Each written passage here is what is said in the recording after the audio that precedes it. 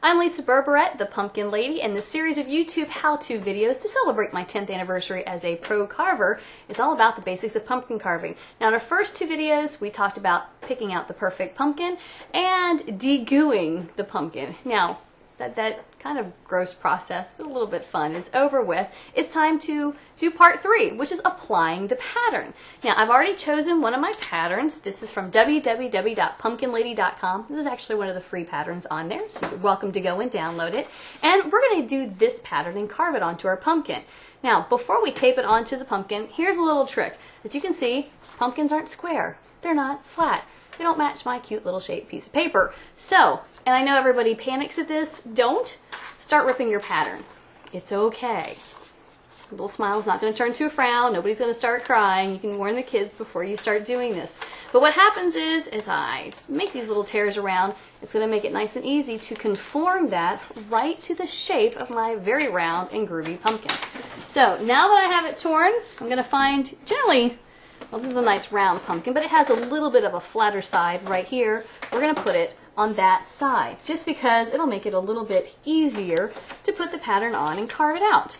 So, the next step, tape it onto your pumpkin. I know that some people like to draw patterns right onto the pumpkin with a magic marker. The only thing is that once you start carving it, that area starts to get a little wet, and you end up wearing more of the marker than the pumpkin does, and it will get on your clothing.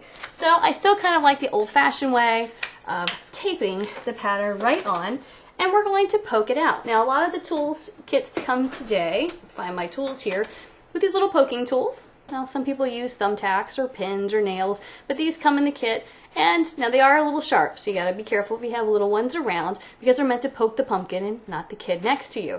So, all you need to do is just start following that line right around, just barely poking into the pumpkin. Now, one thing I see a lot of children do, and you don't want to do this, they try to force it all the way in as hard as you can. Only this very tiny, maybe the 1/8 of a tip, just needs to go right into the surface of your pumpkin, just enough to transfer that design right on. Now, some of the tools today come with these little rotary pokers. These are really awesome, because if you have a really intricate design, hand poking can make your hand kind of tired after a while. With this kind, you can simply roll the holes right onto it. As you can see, I can go very quickly this way to apply the pattern. Now, here's a great tip. I'm kind of at this point following right along the line, but usually if I take a little bit more time, I try to do it just inside that line, right inside that area I want to carve out. That way, when it's time to carve, I carve just on the outside of that, and those little holes never appear in the final carving. Now, to get around those teeth, I'm going to go back to this little tiny poking tool. And if you're brand new at doing this, you might want to keep poking these holes very close together, maybe 1/8 to 1/4 inch apart. It's also great to do if you have a more intricate pattern. If you have something as simple as this and you've done it before, you can start spacing them maybe every 1/4 to 1/2 inch, just to make it a little easier on you. Now, as you can see, that was very quick for me to do, so I can take this right off now, and I can see the pattern on here. You might not be able to. Or maybe it's dim, the light's starting to go down. A lot of us do pumpkin carving in the evening, and you're having trouble seeing the pattern. Well, that's okay.